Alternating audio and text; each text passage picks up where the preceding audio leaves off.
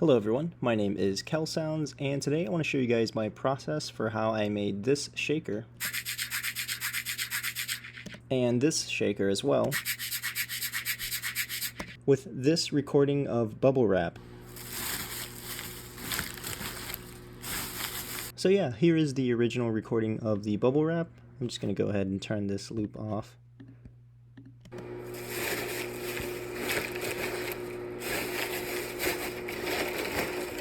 And then I pretty much just cut the sample up without any of the effects or anything. It just sounds like this. I'm going to leave the limiter on.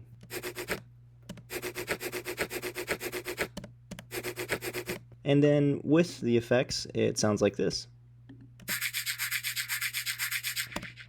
And so pretty much what I did was I used a snap heap, did a high pass filter cut, looks like it's at around 1000 hertz or so. Then I added a stereo to lower down the width of our recording. Then I did some parallel processing with another snap heap within this snap heap. And so inside of here, I just added a chorus and I did upwards compression with a dynamics, did parallel processing. The next effect that I added was another filter, and for this filter I'm controlling the cutoff and doing a high pass filter cut with an LFO modulator.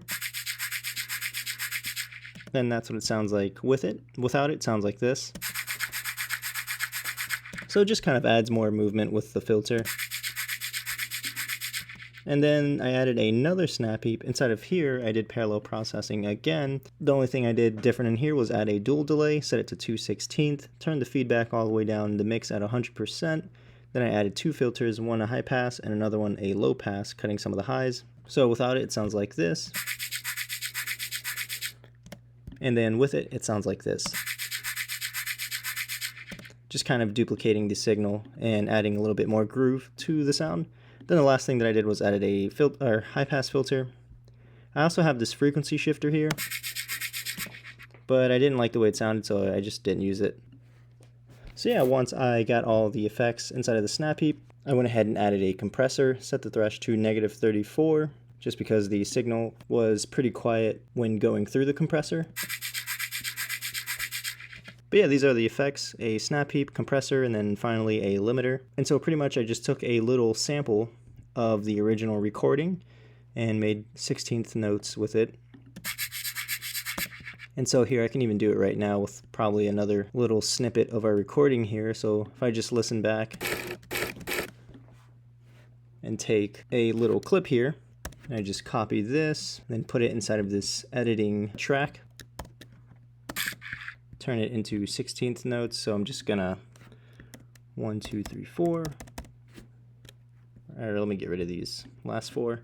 And then I go ahead and just select different parts of the sample to kind of get a little bit more variation. So let's see, maybe something like this.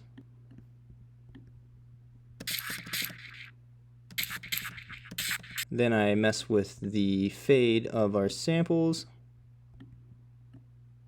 And then I go ahead and just duplicate it. And now it should sound like this. Without any of the processing, it would just sound like this. Which honestly still sounds pretty good. But yeah. I could even add another snap heap in here and do like a LFO shape kind of thing going on with a gain snap in. So if I add a gain, set it to %, set it to 0, add an LFO down here, and then set it to synchronize. I can add a bit of a groove doing something like this. Modulate the gain to 50%.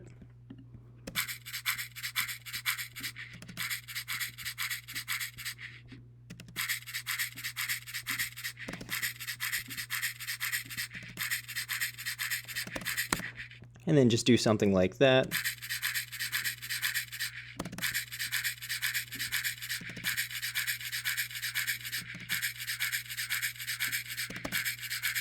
Just to get a little bit more creative with it. But yeah, that is how I turned a recording of bubble wrap into a shaker. I hope you guys enjoyed, and I will see you in the next one. Adios.